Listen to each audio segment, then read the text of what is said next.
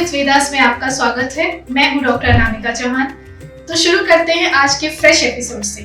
पिछले एपिसोड में मैंने आपको पूछा था कि आप क्या सच में वेदास में इंटरेस्टेड हैं और आप कुछ जानना चाहेंगे कि हमारे वेदास में ऐसा क्या छिपा है। मुझे काफी तरह के फीडबैक मिले और बहुत सारे लोगों ने कहा है कि आई शुड कंटिन्यू, मीनिंग मुझे और भी वीडियोस बनाने चाहिए और मैं बहुत खुश हूँ इस फीडबैक से।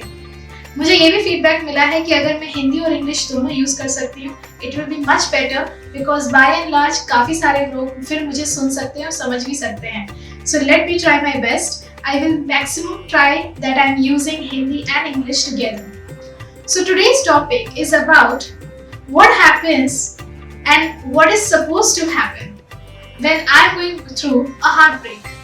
क्या वेदास हमें ये बताते हैं कि अगर जब आपका दिल टूट गया है, आपकी गर्लफ्रेंड, आपके बॉयफ्रेंड, आपके हस्बैंड वाइफ से आपकी नहीं बन रही है, या फिर वो आपको छोड़ के चले गए हैं, या आपको लगता है कि आपको उन्हें छोड़ देना चाहिए, क्या वेदास में इस चीज से रिलेटेड हमारे लिए कुछ ज्ञान है?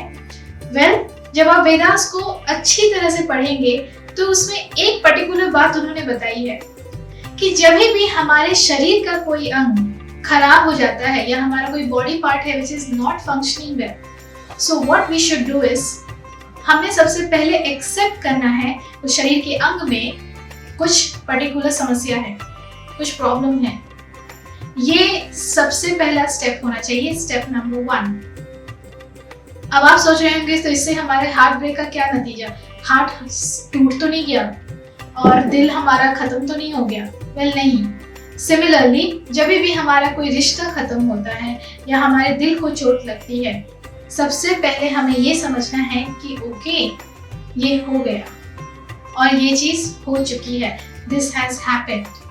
माय हार्ट इज फीलिंग और बीइंग और इज इन हर्ट मोड। दिल को दुख है। ये एक सबसे पहला रियलाइजेशन है और एक्सेप्टेंस है।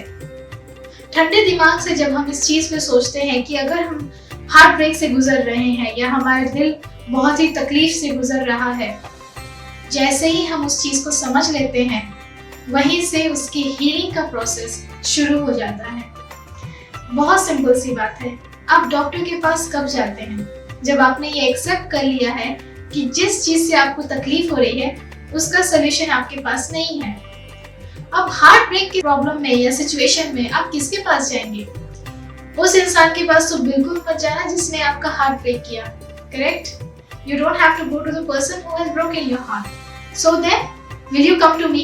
Well, I cannot fix your heart as a coach. तो फिर आप किसके पास जाएंगे? A very simple logic is, जिस तरफ से हमें इमोशंस मिले हैं या जो पर्टिकुलर एनर्जी हमारे इमोशंस को डेवलप कर रही है, हमें उसी की तरफ जाना है, which means the supreme power, God. हमें भगवान के पास ही जाना होगा और मदद भी उन्हीं से लेनी है। लेकिन मदद लेते समय अगर आपने बॉलीवुड सॉन्ग सुन लिया और वो भी दुख भरा जो अरिजीत सिंह ने गाया है, सुन रहा है ना, तो अगर वो गाना आपने सुन लिया तो आपका हार्ट ब्रेक के ऊपर भगवान तक तो आपकी आवाज बिल्कुल नहीं जाने वाली। तो फिर क्या करेंगे? आप भगवान के पास सिर्फ और सिर्फ इस बात का प्रेयर लेके जाएंगे कि मैं तकलीफ में हूँ, मेरी मदद करो। बहुत ही सिंपल है। वेदास हमें सिखाते हैं।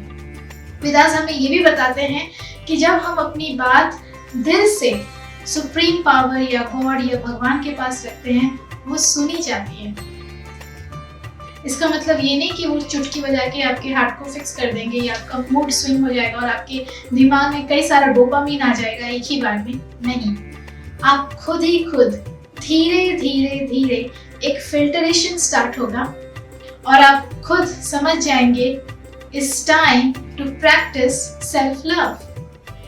और इस तरह से आपका जो फोकस किसी और पे था जिसने आपको बहुत सारी तकलीफ दी, वो फोकस वहां से हटके आपके ऊपर आएगा कि मुझे क्या करना है अब इस सिचुएशन में, मेरा क्या रिएक्शन होना चाहिए।